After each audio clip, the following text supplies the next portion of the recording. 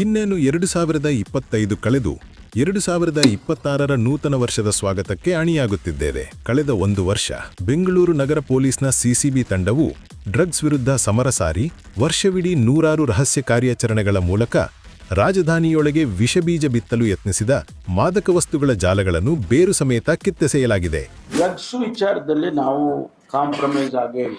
ನಾವು ಯಾರೇನೇ ಹೇಳ್ಬೋದು, ಟೀಕೆ ಟಿಪ್ಪಣಿಗಳು ಮಾಡ್ಬೋದು. ಕಳೆದ 2 ವರ್ಷದಲ್ಲಿ ಬಹಳ ಹೆಚ್ಚಿನ ಮಟ್ಟದಲ್ಲಿ ನಾವು ಈ ಮಾದಕ ದ್ರವ್ಯ ವಸ್ತುಗಳನ್ನ ಹಿಡ್ಕೊಂಡಿದ್ದೇವೆ. ದಾಳಿಗಳು, ಬಂಧನಗಳು, ಮಾದಕ ವಸ್ತುಗಳ ವಶ, ವರ್ಷದ ಸಾಧನೆ ಅಗಾಧವಾಗಿದೆ. ನಮ್ಮ ಪೊಲೀಸ್ನವರು ಬೆಂಗಳೂರು ಸಿಟಿಯಲ್ಲಿ ಡ್ರಗ್ಸ್ ಅಲ್ಲಿ ಇನ್ವಾಲ್ವ್ ಆಗಿದಂತವ್ರಿಗೆ 300ಕ್ಕೂ ಹೆಚ್ಚು ಜನರನ್ನ ನಾವು ಡಿಪೋರ್ಟ್ ಮಾಡಿದ್ದೇವೆ. 5,900 ಕೇಸಸ್ ಅನ್ನ 2025ರಲ್ಲಿ ನಾವು ರಿಜಿಸ್ಟರ್ ಮಾಡಿದ್ದೇವೆ. MDMA ಇರಲಿ, ಕೊಕೇನ್ ಇರಲಿ ಅಥವಾ ಹೈಡ್ರೋ ಗಾಂಜಾ ಇರಲಿ, ಕೋಟಿ ಮೌಲ್ಯದ ಡ್ರಗ್ಸ್ ಅನ್ನು ಜಪ್ತಿ ಮಾಡಲಾಗಿದೆ. ಈ ವರ್ಷಕ್ಕೆ 25ರಲ್ಲಿ 1447 ಕೆಜಿ ಡ್ರಗ್ಸ್ ಅನ್ನ ಹಿಡಿದಿರೋದು.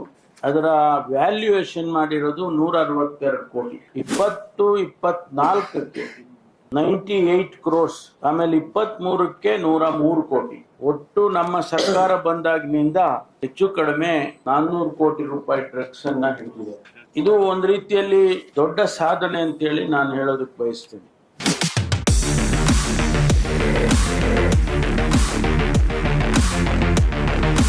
ಅಂತಾರಾಜ್ಯ ಹಾಗೂ ಅಂತಾರಾಷ್ಟ್ರೀಯ ಮಟ್ಟದ ಹಲವು ಪ್ರಮುಖ ಡ್ರಗ್ಸ್ ಪೆಡ್ಲರ್ಗಳನ್ನು ಸೆರೆ ಹಿಡಿಯಲಾಗಿದೆ.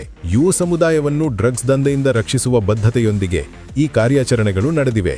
ಡ್ರಗ್ಸ್ ಮುಕ್ತ ನಗರಕ್ಕಾಗಿ ಸಿಸಿಬಿ ತಂಡದ ಪ್ರಯತ್ನ ನಿರಂತರ. ನಿಮ್ಮ ಸಹಕಾರವೇ ನಮ್ಮ ಬಲ.